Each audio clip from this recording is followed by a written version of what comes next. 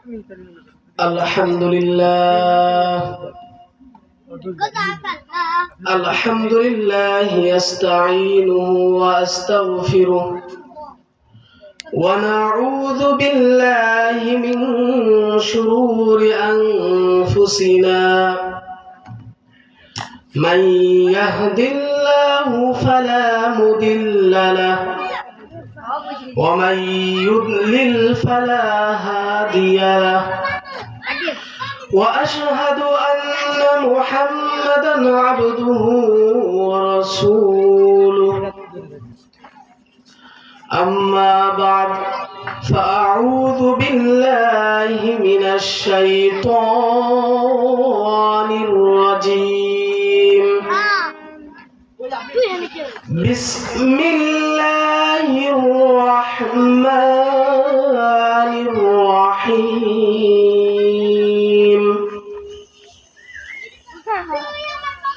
يوم يفر المرء من أخيه وأمه وأبيه وصاحبته وبنيه لكل امرئ منهم يومئذ شأن يغنيه وقال الله تعالى في كلامه المجيد وفرقانه الحميد في موضع آخر والعاديات ضبحا فالموريات قدحا فالمغيرات صبحا فأثرن به نقعا فوسطن به جمعا إن الإنسان لربه لكنود عن أنس بن مالك رضي الله تعالى عنه قال لا يؤمن أحدكم حتى أكون أحب إليه من والده وولده والناس أجمعين أو كما قال عليه الصلاة والسلام আল্লাহ পাকের লাখ কোটি শুকরিয়া যে মহান রব্বুল আলামিনের দরবারে শুকর ও সুজুদ যে মহান রব্বুল আলামিন পবিত্র মাগরিব নামাজ বাদ আমাদের সকলকে ওয়াজ শ্রবণের জন্য এখানে আসার এবং বসার তৌফিক দান করেছেন এজন্য বলি আমরা শুকরিয়া তান বলি আলহামদুলিল্লাহ।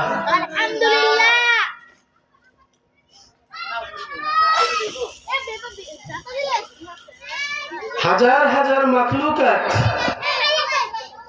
অনেকে বলে থাকেন যে পৃথিবীতে মোট 18,000 মাখলুকাত, এ তথ্য সহি না। আল্লাহ তাআলা এর চাইতেও অসংখ্য অগণিত মাখলুকাত বেশি সৃষ্টি করেছেন।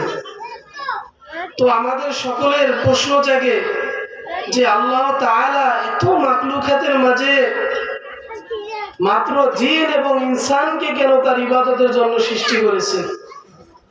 আল্লাহ তাআলা ইরশাদ করেন ওমা খালাকতুল জিন্না ওয়াল ইনসা ইল্লা লিয়াবুদুন, যে আল্লাহ তাআলা বলতেছেন যে আমি মানব এবং জিন জাতিকে সৃষ্টি করেছি শুধু আমার ইবাদতের জন্য। তাহলে আল্লাহ তাআলা কেন এত মাখলুকাত সৃষ্টি করলেন? আল্লাহ তাআলা নিজেই অন্য স্থানের উত্তর দিয়েছেন যে আমি সমস্ত প্রাণীকে সৃষ্টি করেছি এই মানব এবং জিনের সেবার জন্য। আল্লাহ তাআলা মানুষ এবং জিন জাতিকে সৃষ্টি করেছেন কার ইবাদতের জন্য? তার নিজের ইবাদতের জন্য। আর সমস্ত মাখলুক সৃষ্টি করেছেন তাদের খেদমতের জন্য। সম্মানিত হাজিরিন, আল্লাহ তাআলা যে মানব জাতির জন্য এত কিছু সৃষ্টি করলেন, এই দুনিয়া আসমান জমিন সব হাজার হাজার মাখলুকাত সৃষ্টি করলেন, সেই মানুষ আজকে আল্লাহ তাআলাকে ভুলে গেছে। সেই মানুষ আজকে আল্লাহ তাআলার ডাকে সাড়া দেয় না। অথচ আল্লাহ তাআলা কোরআন শরীফে কত মায়া নিয়ে মহব্বত নিয়ে মানুষদেরকে ডাকতেছেন, ইয়া আইয়ুহাল ইনসান মা গররাকা বিরাব্বিকাল কারীম। এখানে মুফাসসিরিনে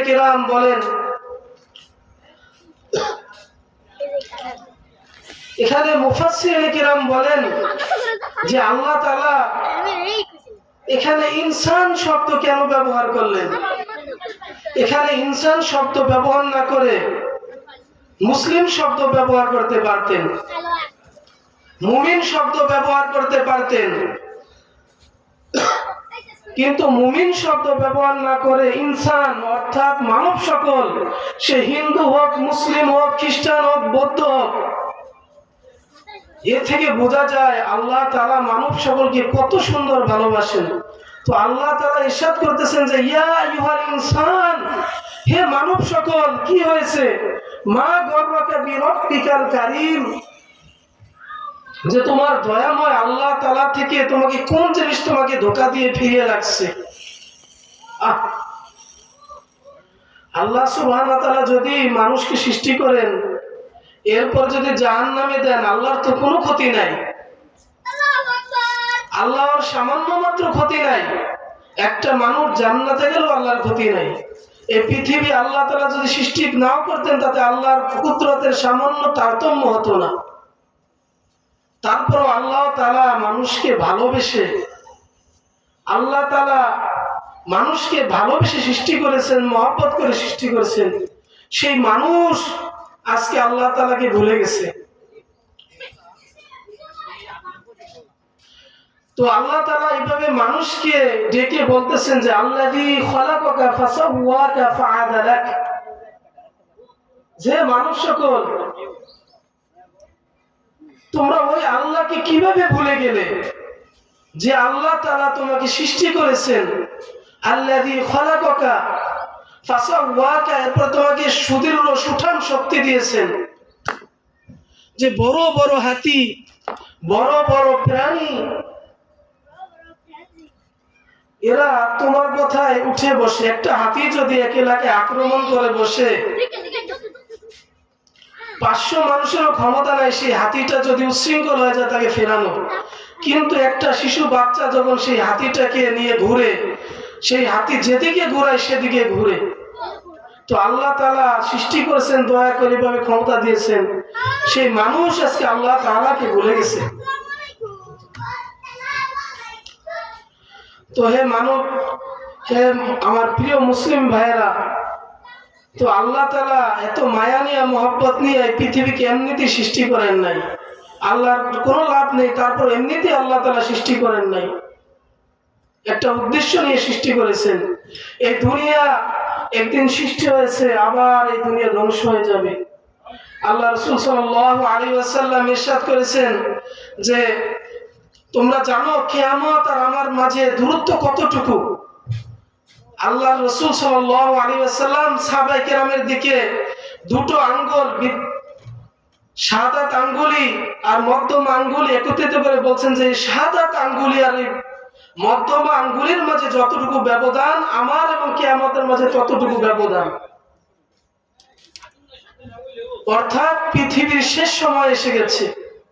আল্লাহ রাসূল সাল্লাল্লাহু আলাইহি ওয়াসাল্লাম 1400 বছর অতিবাহিত হয়ে গেছে। হে আমার প্রিয় যুবক ভাইরা, তোমরা আজকে আল্লাহর বিধান থেকে, আল্লাহর হুকুম থেকে গাফেল, অথচ সিরিয়ার দিকে তাকাও। আল্লাহর ভবিষ্যৎবাণী অনুযায়ী সিরিয়া ইসলামী খেলাফার, ইমাম মাহদী আলাইহিস সালাতু ওয়াস সালামের খেলাফার সংসদ হওয়ার জন্য প্রস্তুত হচ্ছে। জঙ্গে হিন্দের জন্য ভারতীয় উপমহাদেশের মর্দে মুজাহিদ মুমিনগণ একত্রিত হচ্ছে। আফগানে মুজাহিদ ভাইয়েরা, উলামায়ে কেরাম আজকে ক্ষমতায় বসেছে।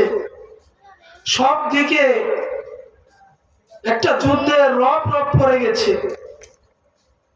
আজকে সারা কুফর তুমি দেখছো যে ভিন্ন ভিন্ন দৃষ্টিকোণে তারা বিভিন্ন ভিন্ন দুই দলে বিভক্ত হয়ে গেছে। তুমি আমেরিকা এবং রাশিয়ার চীনা সেনায়ু যুদ্ধ দেখে মনে করছো কাফের তো যুদ্ধ লেগেই আছে। আসলে আল্লাহ রাসূল সাল্লাল্লাহু আলাইহি ওয়াসাল্লাম বলেছেন আল কুফরু মিল্লাতুন ওয়াহিদা,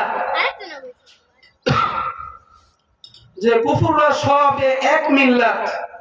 তারা যতই মুখে মুখে যুদ্ধ ছেড়ে যুদ্ধ চলতেই থাকুক, আসলে যখন তারা মুমিনদের মাঝে ইসলামের মাঝে এসে যাবে, যখন ইসলাম তাদের প্রতিদ্বন্দ্বী হয়ে যাবে, দেখবা যে তারা গলায় গলায় মিলে মুসলমানদের বিরুদ্ধে যুদ্ধে নেমে গেছে।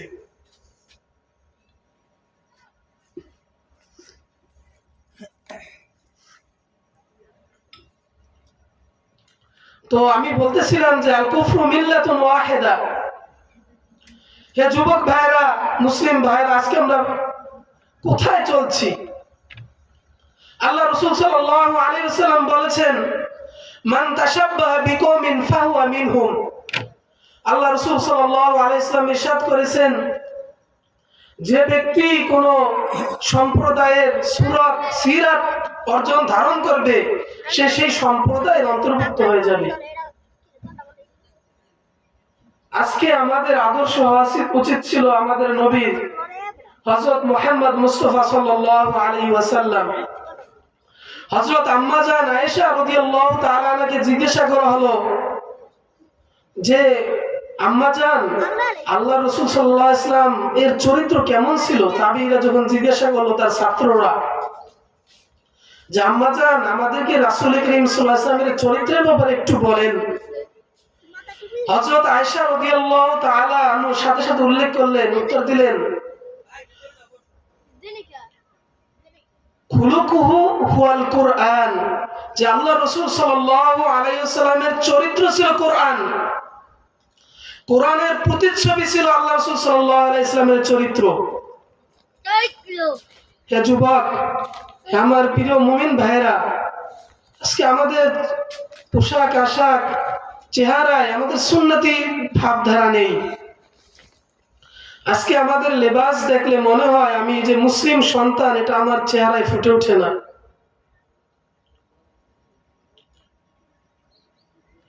আজকে একটা স্কুলে যদি ইউনিফর্ম ছাড়া কোনো ছাত্র স্টুডেন্ট দাখিল হয়, প্রবেশ করে, শিক্ষকরা তাই ক্লাসে প্রবেশ করতে দেয় না। ভালো মানের একটা স্কুলে ড্রেস ছাড়া তাকে অ্যালাউ করে না। আজকে আপনি মুমিন দাবি করতেছি, রাসূলের সুন্নাত আমার শরীরে নাই, রাসূলের লিবাস আমার শরীরে নাই।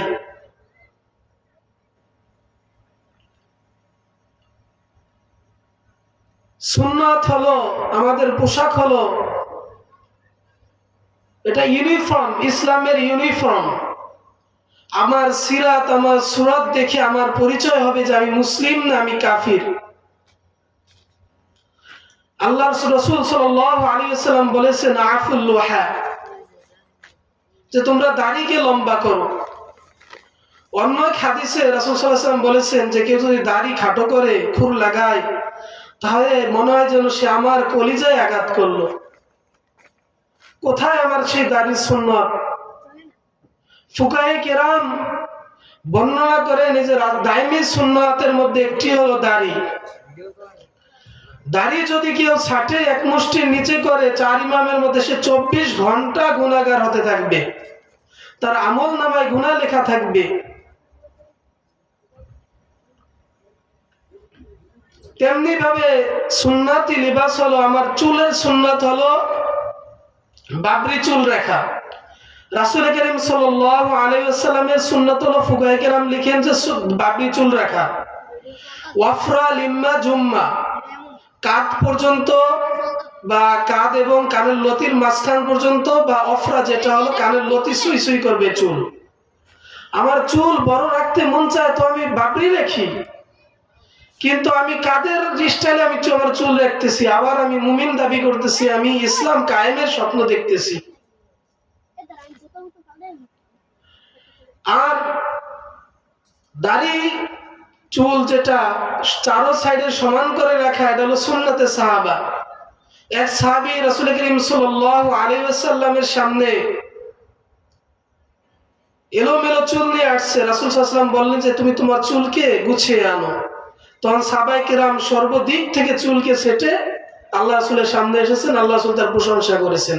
এটা সুন্নাতের সাহাবা। আল্লাহ রাসূল সাল্লাল্লাহু আলাইহি ওয়াসাল্লাম বাবিয়ে রাখতেন।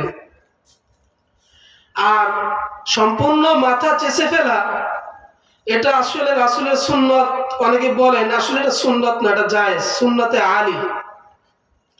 আল্লাহ রাসূল সাল্লাল্লাহু আলাইহি ওয়াসাল্লামের মাথার চুল চেঁচে ফেলেছেন হজ উমরা ছাড়া ইহরাম বাঁধার পর হলক করা ব্যতীত এরকম কোনো প্রমাণ নেই। হযরত আলী রাদিয়াল্লাহু তাআলা আনহু, তার ছিল কোকড়া চুল। তিনি যখন গোসল করতেন, ফরজ গোসল হলে তার সন্দেহ হতো যে মাথার সম্পূর্ণ চুলে পানি পৌঁছেনি। এজন্য হযরত আলী রাদিয়াল্লাহু তাআলা বললেন যে আদাইতু রাসি, আমি আমার মাথার সাথে শত্রুতা শুরু করলাম। ওই সামান্য সন্দেহে তাদের তাকওয়া পরহেজগারির কারণে তিনি তার অপছন্দ সত্ত্বেও সম্পূর্ণ মাথা চুল চেঁচে ফেলতেন। তো এটাও সুন্নাত দ্বারা সাবিত। কিন্তু আমরা যেভাবে চুল রাখি, এটা কোত্থেকে এলো? আল্লাহ রাসূলের সেই হাদিস, ভবিষ্যৎবাণী যে মান তাশাব্বাহা বিকওমিন ফাহুয়া মিনহুম, যে সম্প্রদায়ের সূরাত সিরাত ধারণ করবে সে তাদের অন্তর্ভুক্ত হবে। তো আমরা কি তাদের অন্তর্ভুক্ত হয়ে যাচ্ছি না?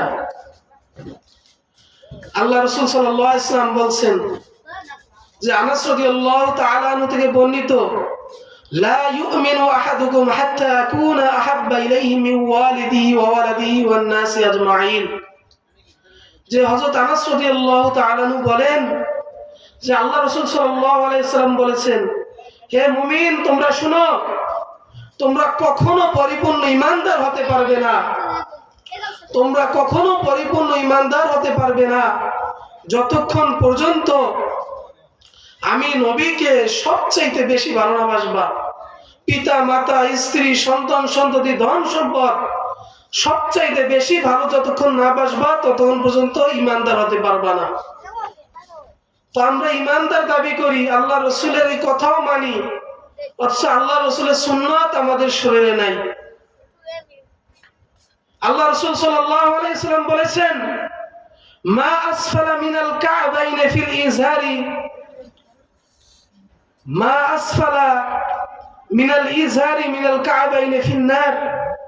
যে আল্লাহ রাসূল সাল্লাল্লাহু আলাইহি ওয়াসাল্লাম ইরশাদ করেন, হে পুরুষ, হে মুমিনগণ তোমরা শোনো, যাদের টাকনুর গিরার নিচে পাজামা থাকবে বা লুঙ্গি অহংকার বশত টাকনুর নিচে থাকবে, কাল কিয়ামতের ময়দানে ওই টাকনুর নিচে যে পায়জামা থাকবে এই শাস্তি হবে, ওই টাকনুর নিচের অংশ জাহান্নামে জ্বলতে থাকবে। নাউজুবিল্লাহি তাআলা মিন যালিক। ফুকায়ে কেরাম এই মাসালা বলেন যে টাকনু গিরার নিচে যদি কেউ অহংকার বশত পাজামা পরে, অহংকার কিভাবে বুঝবেন, বা লুঙ্গি পরে, যে সে যদি পায়জামা বা লুঙ্গি এটা ভাঁজ করে উপরে উঠায় তাহলে সমাজে চলতে লজ্জা পায়। নামাজের টাইমে আসলে ঠিকই লোক পায়জামা উঠাইয়া পরে, কিন্তু সমাজে চলতে গেলে নামাইয়া পরে। এই কারণে যে মানুষ কি বলবে যে পায়জামা উঠাই পরে, আমার একটা সম্মান আছে না, এটাকে বলে কিবর, অহংকার। তো আল্লাহ রাসূল সাল্লাল্লাহু আলাইহি ওয়াসাল্লাম বলেন যে তো মুসলিম ইউনিফর্ম, তোমার টাকনু গিরার উপরে পাজামা রাখতে হবে, লুঙ্গি রাখতে হবে। আমরা আল্লাহ রাসূলের আদেশ মানতেছি না, আল্লাহর আদেশ মানতেছি না, আমরা মুমিন দাবি করতেছি, আমরা রাসূলের আশিক দাবি করতেছি নিজেদেরকে।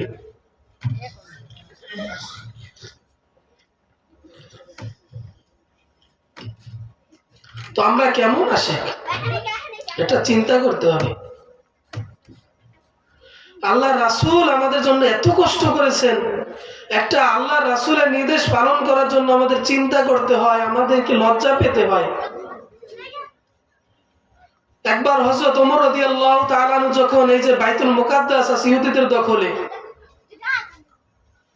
তো হযরত ওমর রাদিয়াল্লাহু তাআলা আনহু কে সংবাদ দিলেন হযরত আবু উবাইদা ইবনুল জাররাহ রাদিয়াল্লাহু তাআলা আনহু যে আমিরুল মুমিনিন, বাইতুল মুকাদ্দাসের পাদ্রীরা আপনার কাছে বাইতুল মুকাদ্দাস হস্তান্তর করতে চায়, কিন্তু শর্ত দিছে যে আমিরুল মুমিনিন নিজে উপস্থিত থাকবে, তার হাতে বাইতুল মুকাদ্দাস হস্তান্তর করা হবে। তো আপনি যদি বাইতুল মাকদাস চলে আসেন তাহলে ভালো হয়। হযরত আবু উবাইদা ইবনুল জাররাহ রাদিয়াল্লাহু তাআলা আনহু জানেন যে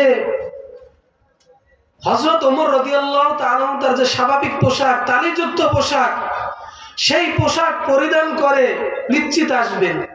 তিনি কোন ঝাঁকজমক একজন বাদশাহ হিসেবে, অর্ধজানের পৃথিবীর বাদশাহ হিসেবে তিনি কখনো একটা বাদশাহী লেবাস পরে আসবেন না। তো হযরত উবাইদা ইবনুল জাররাহ রাদিয়াল্লাহু তাআলা একটা ভালো পোশাকের ব্যবস্থা করে রাখলেন। তো সীমান্ত এলাকায় এসে হযরত ওমর রাদিয়াল্লাহু তাআলা ইস্তেকবাল করলেন। ইস্তেকবাল করার পর আবু উবাইদা ইবনুল জাররাহ রাদিয়াল্লাহু বলতেছেন যে আমিরুল মুমিনিন, এই পোশাকটা আপনি পরে নেন। হযরত আবু উবাইদা ইবনুল জাররাহ এই প্রশ্নের উত্তরে বললেন, হে আবু উবাইদা, শুনে রাখো, হে আবু উবাইদা তুমি শুনে রাখো, আল্লাহ রাসূল সাল্লাল্লাহু আলাইহি ওয়াসাল্লাম এই তালিযুক্ত পোশাক পরে দুনিয়া থেকে বিদায় নিয়েছেন। আমি আজকে কাফেরদেরকে সন্তুষ্ট করার জন্য, কাফেরদেরকে খুশি করার জন্য ভালো একটা পোশাক পরবো, অথচ সুন্নাত হলো একটা কাপড় যতক্ষণ পর্যন্ত পুরোপুরি ব্যবহার অযোগ্য না হবে সেটা পরিধান করা। তো এই ছিল আমাদের সাহাবাদের আদর্শ, রাসূলের ভালোবাসা। হযরত আব্দুল্লাহ ইবনে মাসউদ রাদিয়াল্লাহু তাআলা একদিন জুমার নামাজের উদ্দেশ্যে মসজিদে আসছিলেন। আল্লাহ রাসূল সাল্লাল্লাহু আলাইহি ওয়াসাল্লাম কিছু দেখলেন মসজিদের ভিতরে কিছু মানুষ দাঁড়ানো। আল্লাহ রাসূল সাল্লাল্লাহু আলাইহি ওয়াসাল্লাম বললেন, ইজলিস, হে সাহাবা বসে যাও। হযরত আব্দুল্লাহ ইবনে মাসউদ রাদিয়াল্লাহু তাআলা রাসূলের ইত্তেবার অনুসরণে সাথে সাথে মসজিদের ভিতরে প্রবেশ করেন নাই, বাইরে উঠানে আল্লাহ রাসূলের নির্দেশ মানতে বসে গেলেন। এই ছিল সাহাবায়ে কেরামের আদর্শ। আর আজকে দেখেন আমাদের রাসূলের নির্দেশ, আফুল লুহা, দাড়ি লম্বা করো, টাকনুগিরার উপরে পায়জামা পরা যাবে না। আরো তো আশ্চর্যের বিষয়, বাংলাদেশ সহ অন্যান্য ইসলামিক রাষ্ট্রে দেখা যায় যে সেনাবাহিনী, পুলিশ, এদেরকে নিয়ম করা হয় যে দাড়ি রাখার জন্য লাইসেন্স নিতে হবে। কত দুঃখের বিষয়, এটা আমাদের বাংলাদেশের আইন, এটা আমাদের বাংলাদেশের আইন। আল্লাহ রাসূলের নির্দেশ, সেখানে আবার কোথাকার কোন কারো অনুমতি নেব? এটা তো এমন হলো যে একজন সেনাবাহিনীতে চাকরি নিল, চাকরি নিয়ে এসে এক মুফতি সাহেবের সামনে উপস্থিত হয়ে বলতেছে, জনাব মুফতি সাহেব, আমি তো সেনাবাহিনীতে চাকরি নিয়েছি,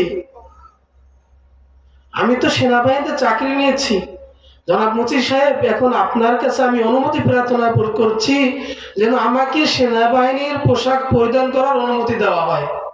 ঠিক কিনা বলেন? আল্লাহ রাসূলের নির্দেশ। এই আইন কে করেছে? ব্রিটিশ আমলে করে গেছে। পাকিস্তান আমলের কাদিয়ানি সরকারগুলো, যারা সরকার ছিল সবচেয়ে ইসলাম বিদ্বেষী পাকিস্তান আমলে, এইগুলো আইন করে গেছে। কিন্তু বাংলাদেশ স্বাধীন হওয়ার পরে আইনগুলো পরিবর্তন হয় নাই। আফসোস। আল্লাহ রাসূল সাল্লাল্লাহু আলাইহি ওয়াসাল্লাম কি পরিমাণ কষ্ট করেছেন। আপনাদেরকে একটা বলি, আর রাসূলের মহব্বত কেন আমরা ধারণ করব না? রাসূলের সিরাত। একদিন রাসূল, হযরত আব্দুল্লাহ ইবনে মাসউদ রাদিয়াল্লাহু তাআলা থেকে বর্ণিত, বাইনামা রাসূলুল্লাহ সাল্লাল্লাহু আলাইহি ওয়াসাল্লাম কায়িমুন ইউসাল্লি ইনদাল কাবা, একদা হযরত রাসূল করিম সাল্লাল্লাহু আলাইহি ওয়াসাল্লাম কাবার নিকটে নামাজ আদায় করতেছিলেন। ওয়াজামা কুরাইশুন ফি মাজালিসিহিম, কুরাইশরাও ইত্যবসরে সেখানে মজলিস জমা হয়ে গেল।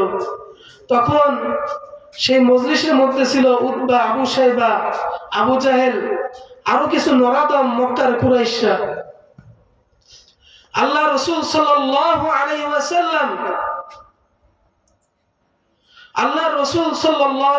ওয়াসাল্লাম যখন সিজদায় গেলেন, তখন কাফেরদের মধ্যে কেউ কেউ বলতে লাগলো যে তোমরা কে কে আছো, তোমাদের মধ্যে কে আছে? আইয়ুকুম ইয়াকুমু ইলা জাজুরি আলি ফুলান, যে অমুক বংশের অমুক ব্যক্তির উটনিকে কে নিয়ে আসবে?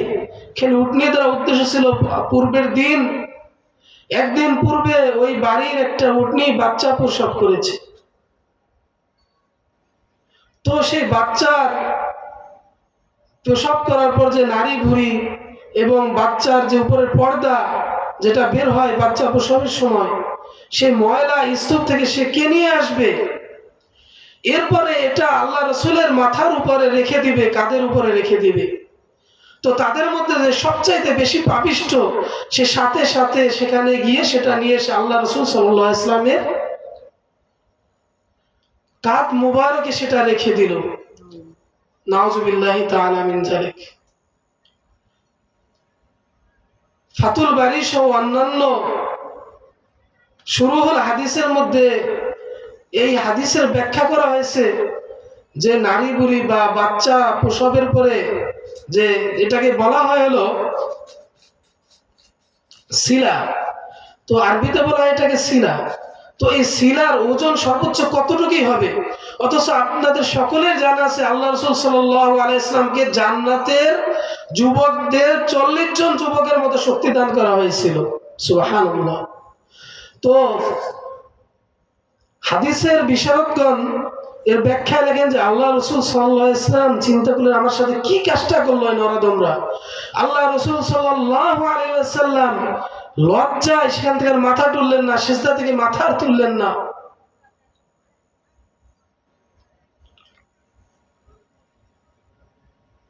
তো সাহাবায়ে কেরাম চারদিকে দেখে তারা হতবাক, কি করবেন ভেবে পাচ্ছিলেন না।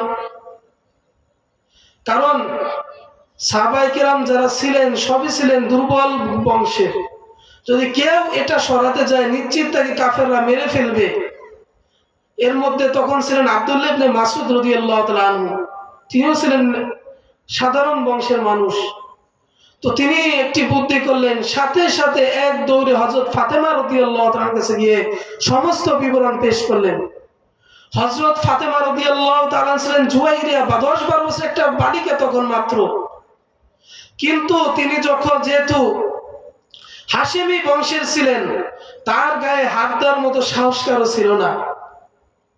তো হযরত ফাতেমা রাদিয়াল্লাহু তাআলা ওই ছোট মেয়ে, তিনি দৌড়াতে দৌড়াতে হাঁপাতে হাঁপাতে এসে লানত করতেছিলেন, বদদোয়া করতেছিলেন আল্লাহ রাসূল সাল্লাল্লাহু আলাইহি ওয়াসাল্লামের মাথা থেকে কপাল থেকে ওটা সরালেন। এরপর রাসূল সাল্লাল্লাহু আলাইহি ওয়াসাল্লাম নামাজ শেষ করে ফাতেমা রাদিয়াল্লাহু তাআলার সাথে একমত পোষণ করে তাদের ব্যাপারে বদদোয়া করলেন। বললেন আল্লাহুম্মা আলাইকা বিকুরাইশ, হে আল্লাহ আপনি কুরাইশদেরকে পাকড়াও করেন, এদেরকে একটু ছাড় দেবেন না।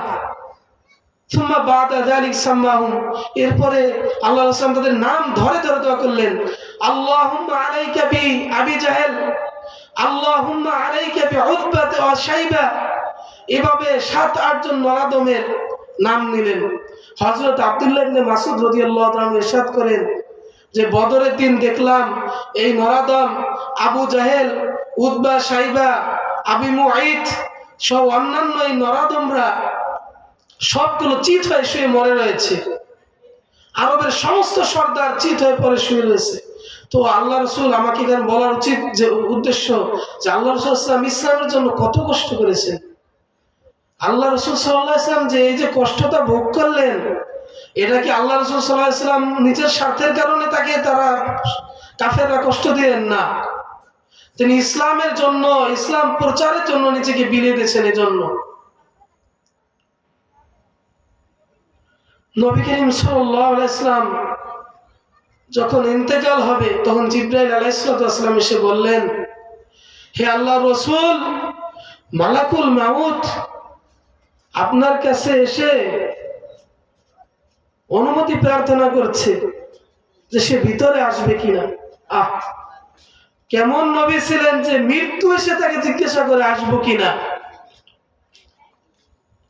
তো আল্লাহ রাসূল সাল্লাল্লাহু আলাইহি ওয়াসাল্লাম বললেন, জিবরাইল তুমি আল্লাহর কাছে জিজ্ঞেস করে আসো যে আমার পরে আমার উম্মতের কি অবস্থা হবে। মানুষ মৃত্যুর সময় কি হালত হয়।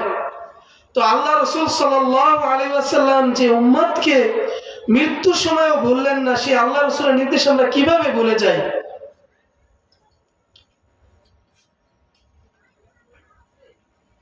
তো হযরত জিবরাইল আলাইহিস সালাম আল্লাহ তাআলা থেকে ওয়াদা নিয়ে এসেছেন, তারপরে বলছেন যে ঠিক আছে মালাকুল মউতকে আসতে দাও। সম্মানিত হাজিরিন, আল্লাহ রাসূল সাল্লাল্লাহু আলাইহি ওয়াসাল্লাম যদি তখন আল্লাহর কাছ থেকে তার উম্মতের ব্যাপারে ফয়সালা না করতেন, তাহলে পূর্বের উম্মতের মতো আমাদের যে আমলের হালত, আমাদের যে ইমানের হালত, সকালবেলা আমার পরিবার পরিজন, আমাদের মা বাবা আমাদের ঘরে ঢুকে, রুমে ঢুকে দেখতো যে আমরা বানর হয়ে লাফালাফি করতেছি রুমের মাঝে আমাদের আমলের কারণে।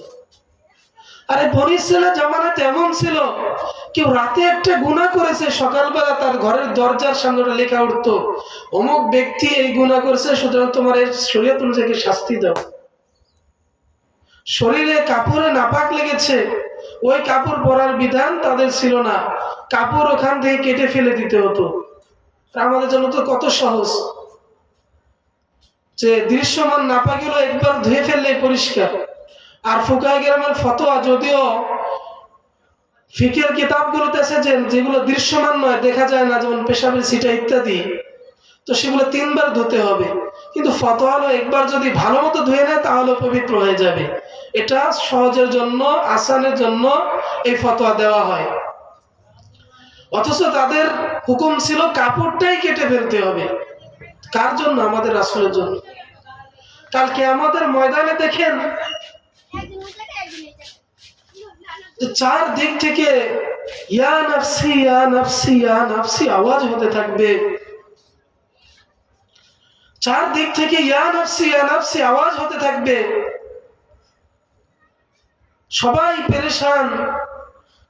তখন একদিক থেকে একটা আওয়াজ আসতে থাকবে, ইয়া উম্মতি ইয়া উম্মতি ইয়া উম্মতি।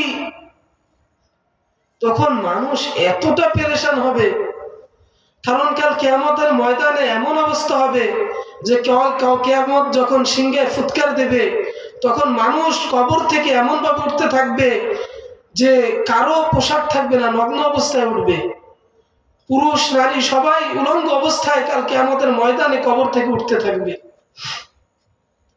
তো আম্মা জান আয়েশা রাদিয়াল্লাহু তাআলা রাসূলুল্লাহ সাল্লাল্লাহু আলাইহি ওয়াসাল্লামকে জিজ্ঞাসা করেন, হে আল্লাহর রাসূল, তুই নগ্ন অবস্থায় মানুষ উঠবে, একজন আরেকজন কিভাবে চলবে একসাথে? তখন আল্লাহ রাসূল সাল্লাল্লাহু আলাইহি ওয়াসাল্লাম বললেন যে মানুষের এমন হালত হবে, কারো সতরের দিকে কেউ তাকানোর ফুরসতই পাবে না, সে তো নিজেই জানবে না যে সে উলঙ্গ অবস্থায় আছে। আল্লাহ, কি ভয়াবহ অবস্থা! তো সেই ভয়াবহ অবস্থার দিন সর্বপ্রথম কাপড় পরানো হবে হযরত ইব্রাহিম আলাইহিস সালামকে। এটা কেন? যে হযরত ইব্রাহিম আলাইহিস সালাম কে নমরুদ যখন অগ্নিকুণ্ডে নিক্ষেপ করেছিল, তাকে বস্ত্রহীন করে নিক্ষেপ করেছিল। এজন্য আল্লাহ তাআলা হযরত ইব্রাহিম আলাইহিস সালামের এই কুরবানির বদৌলতে সর্বপ্রথম তাকে কাপড় পরিধান করাবেন, এর সাথে সাথে আমাদের নবীকেও বস্ত্র প্রদান করাবেন। তো কিয়ামতের ময়দানে এমন হালত, মানুষ আওয়াজের দিকে দৌড়াতে থাকবে। নবী পরিবারের জন্য হয়তো কিছু পোশাকের ব্যবস্থা থাকবে। আল্লাহ সাল্লাল্লাহু আলাইহি ওয়াসাল্লাম বললেন যে আয়েশা, তুমি চিন্তা করো না, আমার নবী পরিবারদের বর্গের জন্য কাপড়ের ব্যবস্থা থাকবে শুধু। তো এই কঠিন হালতে একদিক থেকে একটা আওয়াজ আসবে, ইয়া উম্মতি ইয়া উম্মতি। এটা কিভাবে বোঝাবো? মানুষ কিভাবে হতভম্ব হবে আপনি বুঝতে পারবেন না। মানুষ অবাক হয়ে যাবে, আওয়াজ কোত্থেকে আসছে, হায় হায়, সবাই ইয়া নাফসি করছে, এই আওয়াজ কোত্থেকে আসতেছে? তো মানুষ সেদিকে যেতে থাকবে, দেখবে যে আল্লাহ রাসূল সাল্লাল্লাহু আলাইহি সাল্লাম একটা চাদরের মতো কাপড় ঝুলি বানিয়ে বলতেছে, আল্লাহ ইয়া উম্মতি, আমার উম্মতকে আমার ঝুলির মধ্যে দিয়ে দাও। তো যে আল্লাহ রাসূল সাল্লাল্লাহু আলাইহি সাল্লাম কাল কিয়ামতের ময়দানেও আমাদের ভুলবেন না। সে রাসূলের সুন্নাত, রাসূলের আদেশ আমরা কিভাবে অবলম্বন করি? তো আমাদের প্রত্যেকটা জিন্দেগিতে রাসূলের সুন্নাতকে আমাদের পালন করতে হবে। আমরা আজম বিল জজম করে নেই যে আমাদের দাড়ি এটা এক মুষ্টির নিচে জীবনও কাটবো না। আমাদের লেবাস হবে রাসূলের লেবাস, সুন্নাতি লেবাস। আল্লাহ রাসূল সাল্লাল্লাহু আলাইহি সাল্লাম তো আলোচনা করতেছিলাম সিরিয়াতে ইমাম মাহদী আলাইহিস সালামের সংসদ কায়েমের মাঠ তৈরি হচ্ছে। তো কিয়ামতের সমস্ত আলামত প্রকাশ পেয়ে গেছে। যুবক ভাইদের জন্য উদ্দেশ্যে বলছি, এর মধ্যে একটা উদ্দেশ্য, একটা আলামত হলো আলামতে সুগরা, 10টা বড় 10টা বাদে, যে শেষ জামানায় মানুষ তার বন্ধু বান্ধবের উপদেশ গ্রহণ করবে। পিতা মাতা যদি একটা উপদেশ দেয়, পিতা মাতার উপদেশ কেউ কবুল করবে না। পিতা মাতাকে বলবে তোমরা কি বুঝো, তোমরা তো মুরব্বী হয়ে গেছো। অথচ হযরত আবু দারদা রাদিয়াল্লাহু তাআলা আনহু থেকে বর্ণিত, তিনি বলেন যে একদিন এক ব্যক্তি তার কাছে এসে বলতেছে যে আল্লাহ রসুল, আমার মা তো আমাকে বলতেছে যে আমি যেন আমার স্ত্রীকে তালাক দিয়ে দেই। আমার মা আমার স্ত্রীকে পছন্দ করে না। তখন হযরত আবু দারদা রাদিয়াল্লাহু তাআলা বললেন যে হে শুনো, আমি আল্লাহ রাসূল সাল্লাল্লাহু আলাইহি ওয়াসাল্লামকে বলতে শুনেছি মাতা পিতা এরা হলেন জান্নাতের মধ্যম দরজা। তুমি চাইলে এই দরজাকে রাখতেও পারো, দরজাকে ভেঙেও ফেলতে পারো।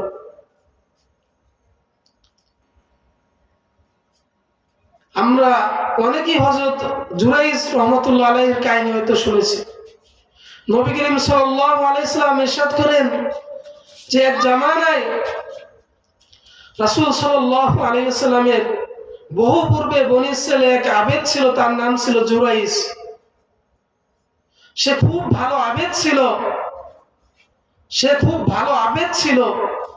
সারাদিন ইবাদত বন্দেগী করত। পাহাড়ের চূড়ায় সে একটা কুঠুরি বানিয়ে নিয়েছিল, সেখানে ইবাদত করত।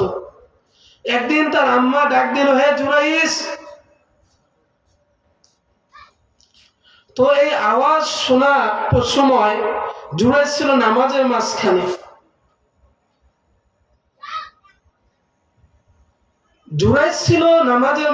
তো নামাজের মাঝখানে সে চিন্তা করতে লাগলো, হায় আল্লাহ, আমার নামাজ, ওদিকে আমার মা ডাকতেছে, আমি কোনটা নিব?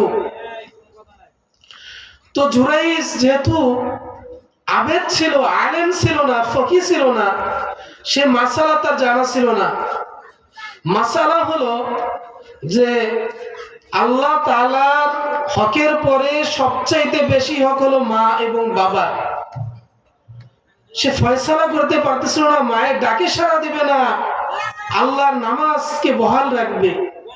তো এভাবে 3 বার ডাকার পর জুরাইজের মা রাগ হয়ে গেল। হযরত জুরাইজ রাহমাতুল্লাহ আলাইহি মা তখন সাথে সাথে বদদোয়া করে বসলেন যে হে জুরাইজ, তুই আল্লাহ তাআলা যেন তোকে নষ্ট মেয়ের মুখ না দেখিয়ে এই দুনিয়া থেকে বিদায় না দেয়। এত বড় আবেদ, আল্লাহর আবেদ, কিন্তু মার দোয়া যখন এসে গেল সাথে সাথে আল্লাহ তাআলা কবুল করলেন। তো বলতেছিলাম মাসালা হলো নফল নামাজ যেহেতু ফরজ নয়, আল্লাহ তাআলার হক নয়, এর চাইতে অগ্রাধিকার হলো মায়ের হক, বাবার হক।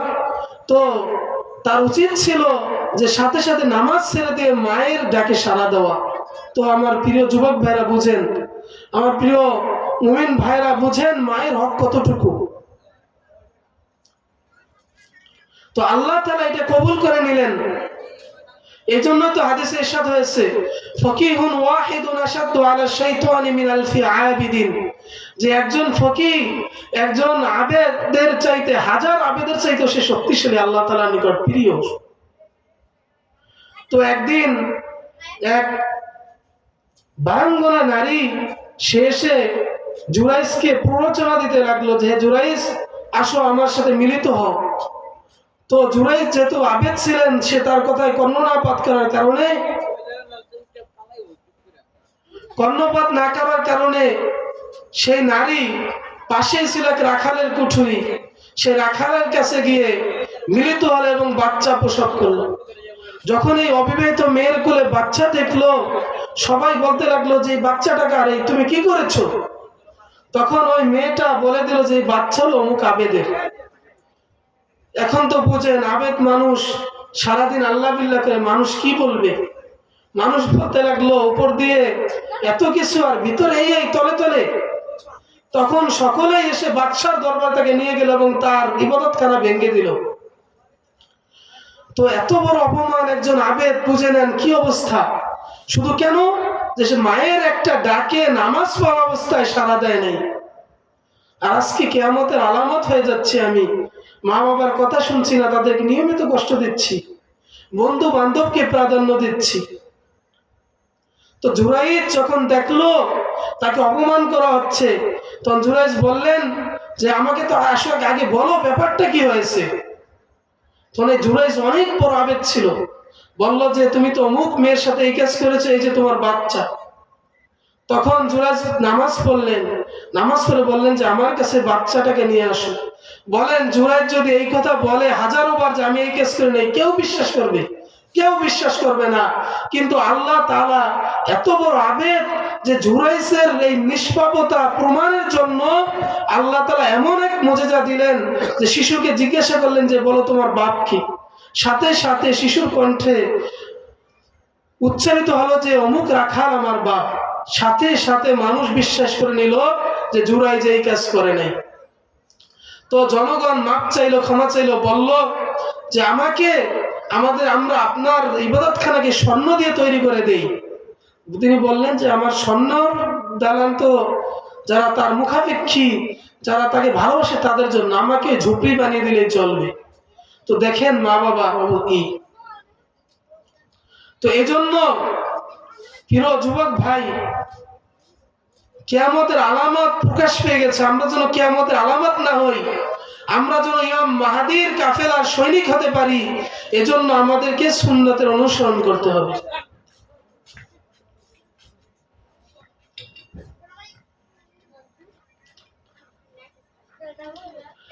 কিয়ামতের আগে শিয়া যে সৈন্য সংসদ হবে, তো সংসদ হওয়ার জন্য পুরুষদের যেমন ভূমিকা থাকবে, নারীদেরও তেমন ভূমিকা থাকবে।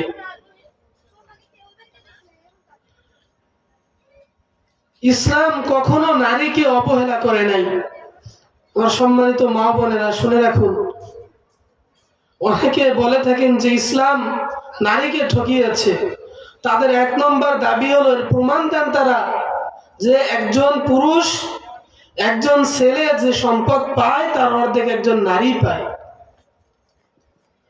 আসলে এটা ইউরোপিয়ানদের প্ররোচনা, নারীদেরকে ইসলামে বিদ্বেষিতার ফল। ইসলাম কখনো নারী জাতিকে ঠকায় নাই, বরং ইসলাম সর্বক্ষেত্রে ইসলাম নারীকে জিতিয়েছে। আপনি একটু চিন্তা করেন যে একজন ছেলে, সে 12 বছর যখন বালেগ হয়ে যায়, পিতা মাতার উপর দায়িত্ব থাকে না তার খোরপোশ দেওয়ার। এরপরে সেই ছেলের উপরে যা দেওয়া হয় এটা নফল সদকা। অথচ একজন মেয়ে তার বিবাহের আগ পর্যন্ত তার পিতার দায়িত্ব থাকে, তার সমস্ত খরচ দেওয়া তার উপর ফরজ, ওয়াজিব। এরপরে বিবাহের পর স্বামীর উপর তার নাম নফকা, সমস্ত খরচাদি দেওয়া, ভরণ পোষণ দেওয়া তার জন্য ওয়াজিব, তার কোনো খরচ নাই। অথচ একজন ছেলে, সে 12 বছর হয়ে গেলে বা 15 বছর হয়ে গেলে তার খরচ নিজের চালাতে হবে। এরপরে মা বাবা বড় হইলে মা বাবার খরচ দিতে হবে, করতে হবে, তাদের দেখাশোনা করতে হবে। এত খরচের পর যদি বোনের চাইতে ডাবল পায়, তাহলে এটা কখনো বেশি নয়, এটা কখনো বেশি নয়। বরং বোনের দেখা যায় যে হিসাব করলে বোনের যে সম্পদ পেয়েছে সম্পূর্ণ তার রিজার্ভ থাকে, আর ভাইরা যে সম্পদ পেয়েছে ওই বাপের সম্পদ পেতে পেতে এর চাইতে বেশি সে খরচ করে ফেলেছে নিজে ইনকাম করে। তো আমার প্রিয় মা বোনেরা, এখন ইসলাম আপনাদের কাছে কি চায়? আমরা সাহাবীদের যুগে ফিরে যাই, আমরা সোনালী যুগের দিকে ফিরে যাই। হযরত আম্মাজান হযরত আয়েশা রাদিয়াল্লাহু তাআলা এমন একজন ফকিহ ছিলেন।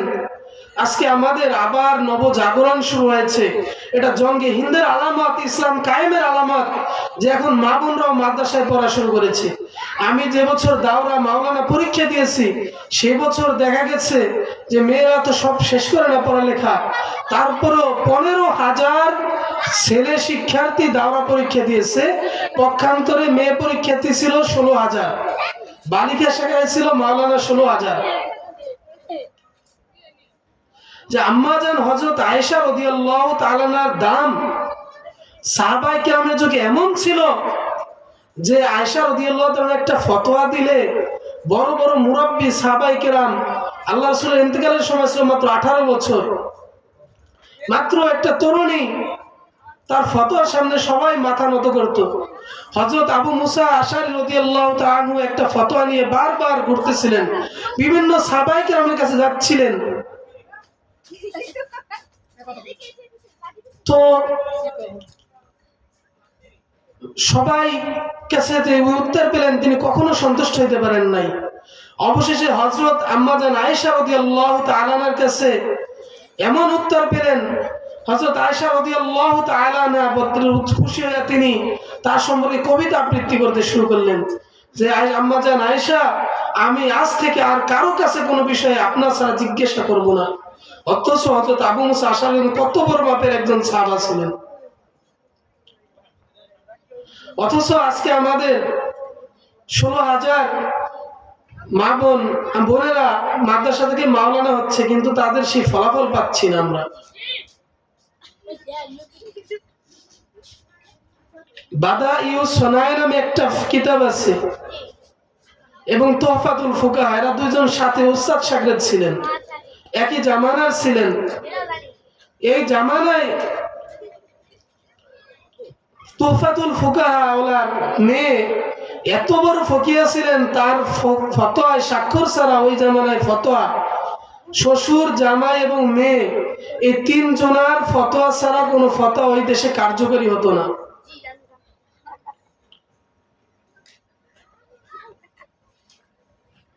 তো এই ছিল আমাদের ইসলামের ক্ষেত্রে নারীদের অবদান। আপনি আফগানের দিকে তাকিয়ে দেখেন, এখানে যে ইসলামী সোনালী যুগ,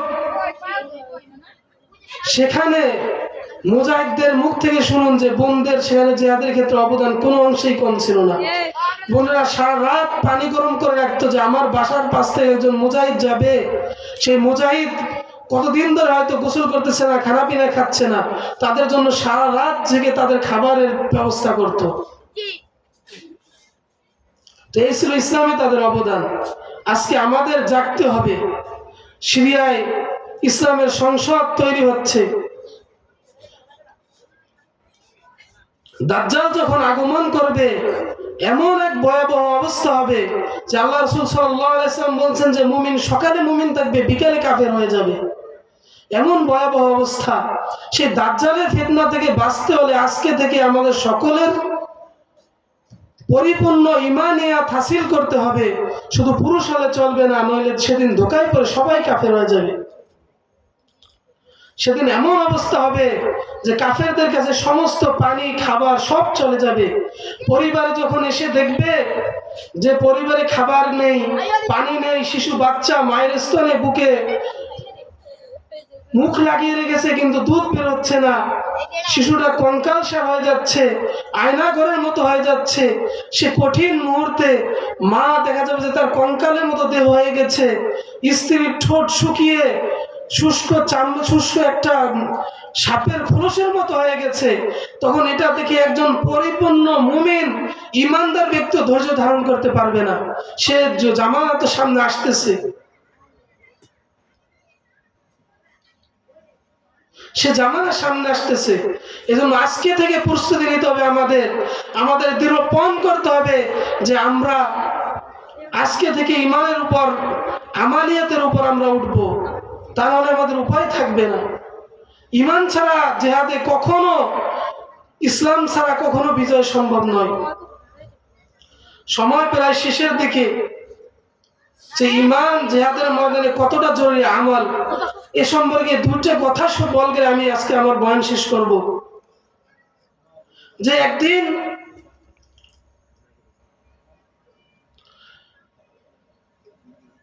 হযরত খালিদ বিন ওয়ালিদ রাদিয়াল্লাহু তাআলা আনহু চিঠি লিখলেন ওমর রাদিয়াল্লাহু তাআলার কাছে যে, ওমর, আমরা 3 মাস যাবত কাফেরদের বিরুদ্ধে, 1 মাস যাবত কাফেরদের বিরুদ্ধে লড়াই করতেছি, কিন্তু বিজয় আসতেছে না। অথচ এর চাইতে বড় বড় সৈন্যদের সাথে আমরা লড়াই করছি, অতি সহজে বিজয় হাসিল করেছি। তো আমি শুরু থেকে আলোচনা করতেছিলাম যে রাসূলের সুন্নাত আমাদের জীবনে কতটা জরুরি। তো হযরত ওমর রাদিয়াল্লাহু তাআলা আনহু কাছে দূত আসার সাথে সাথে লিখে বললেন যে, তুমি তোমার বাহিনীর মধ্যে দেখতে থাকো কোন জিহাদের দিকে ছোটাছুটির কারণে তোমাদের থেকে কোন সুন্নাত ছুটে গেছে। কোন জিহাদ সুন্নাত ছুটে গেছে। তো হযরত খালিদ বিন ওয়ালিদ রাদিয়াল্লাহু তাআলা আনহু দেখলেন, খোঁজ নিলেন, খুঁজে দেখলেন যে মিসওয়াকের একটা সুন্নাত, যে মিসওয়াক সাহাবায়ে কেরাম এই ব্যস্ততার কারণে মিসওয়াক ছেড়ে দিয়েছেন, আল্লাহর একটা রাসূলের সুন্নাত ছেড়ে দিয়েছেন, এই সুন্নাতের কারণে বিজয় আসতেছে না। তো আমরা সামান্য একটা সুন্নাত, সেটা যদি ছুটার কারণে জিহাদে বিজয় আসে না, তাহলে আমরা নামাজ পড়ি না, রোজা রাখি না, দাঁড়িয়ে রাখি না, আমাদের সতর্ক হওয়া উচিত। তো যেদিন এই সুন্নাত পালন করলেন, সাথে সাথে ওই দিন বিজয় আসলো। সুবহানাল্লাহ। তো আমালিয়াত যখন, ইমান যখন মজবুত হবে, তখন এই দুনিয়ার কোনো বাধা, কোনো কষ্ট, কোনো রোগ ব্যাধি আমাদের কাছে কিছুই মনে হবে না। আল্লাহ তাআলা তো কোরআনে ইরশাদ করেছেন, ওয়াল আখিরাতু খায়রু ওয়া আবকা, পরকাল হচ্ছে চিরস্থায়ী এবং শান্তির জায়গা, সেটা কখনো শেষ হবে না, সেটা উত্তম। আরবের মধ্যে দুইটা গোত্র ছিল, আল্লাহ রাসূল সাল্লাল্লাহু আলাইহি ওয়াসাল্লামের ইন্তেকালের পরে সমস্ত গোত্র ইসলাম গ্রহণ করেছে, মাত্র দুইটা হতভাগা গোত্র তারা ইসলামের ছায়ায় আসতে পারেনি।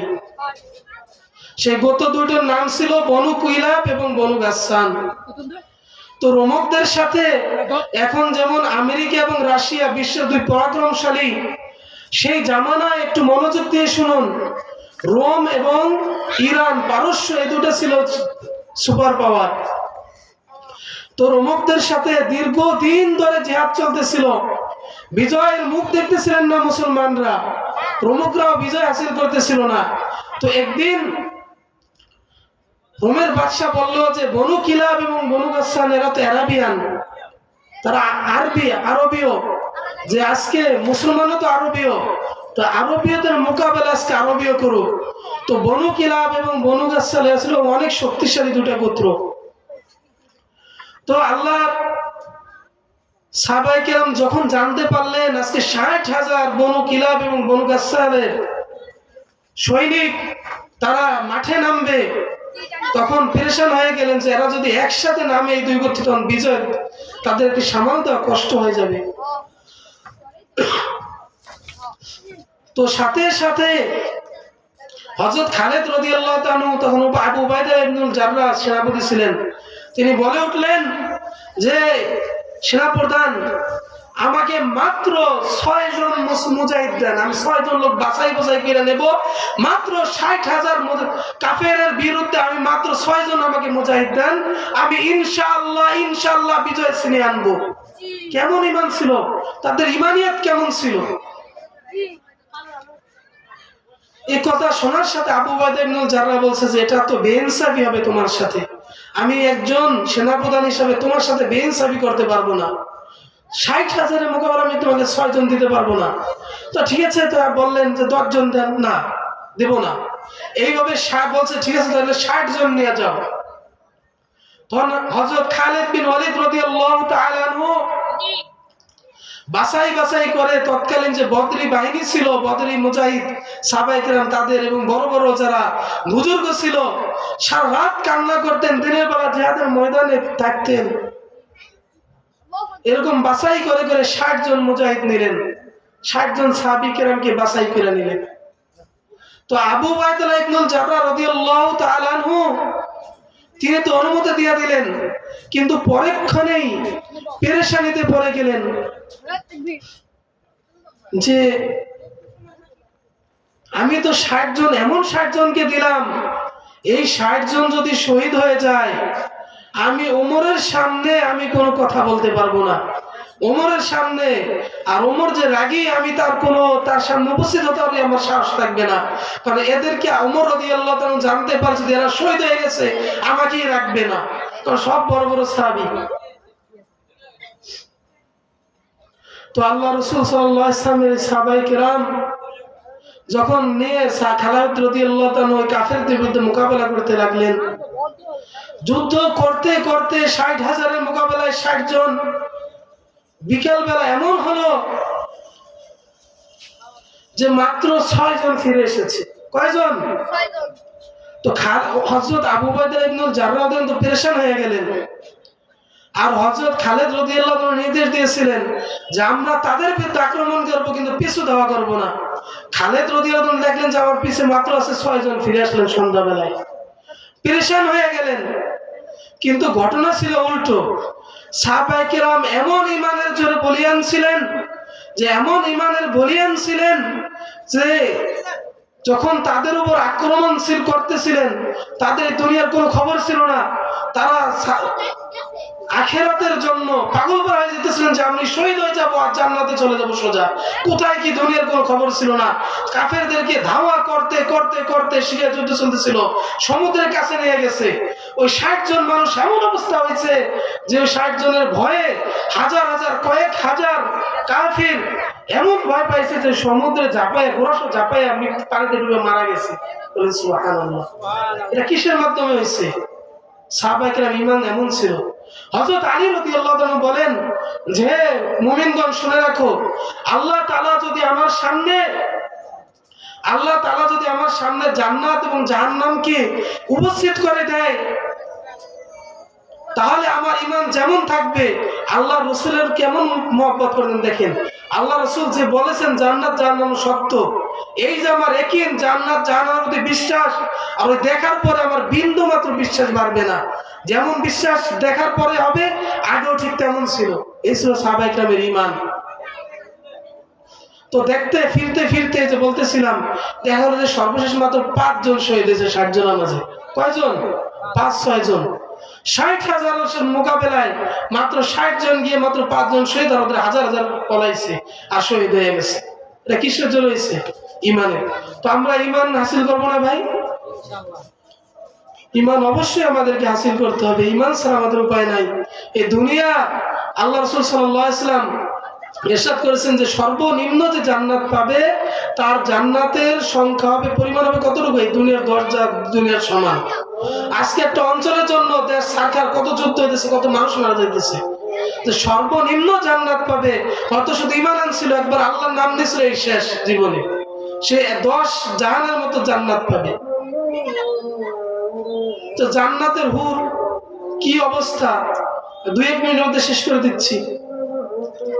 তো উহুদ প্রান্তরে এমন একটা কাহিনী ছিল যে 70 জন সাহাবায়ে কেরাম শহীদ হয়ে গেছেন।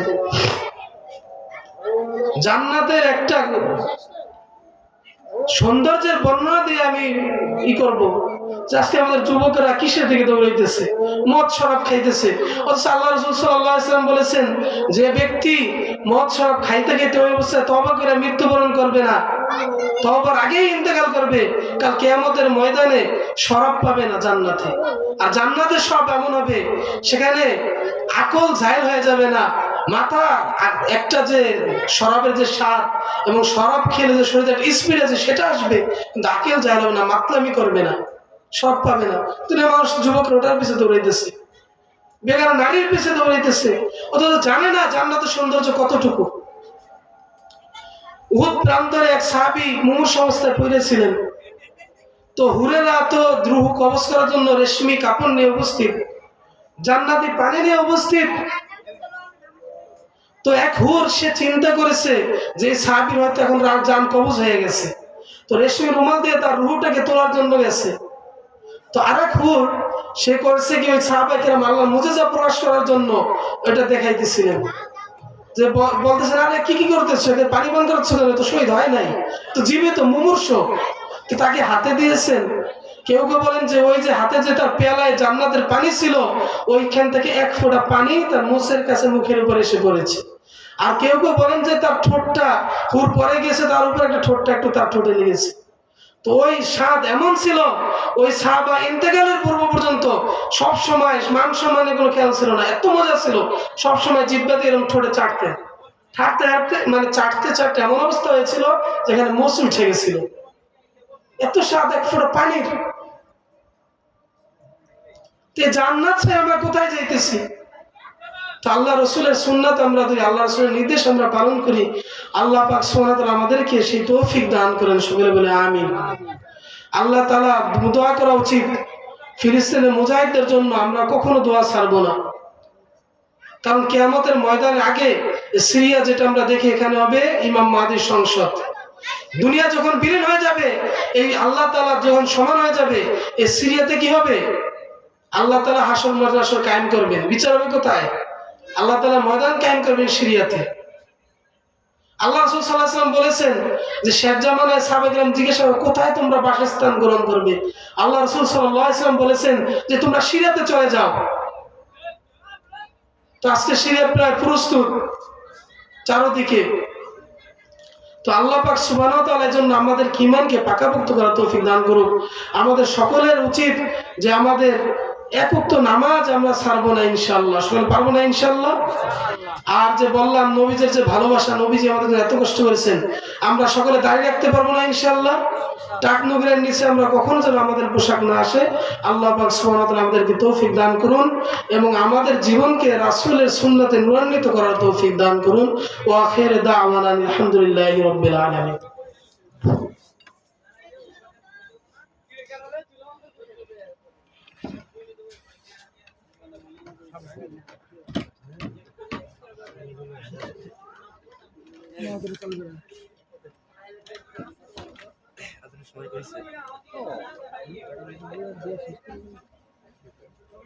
Söz mü diyelim?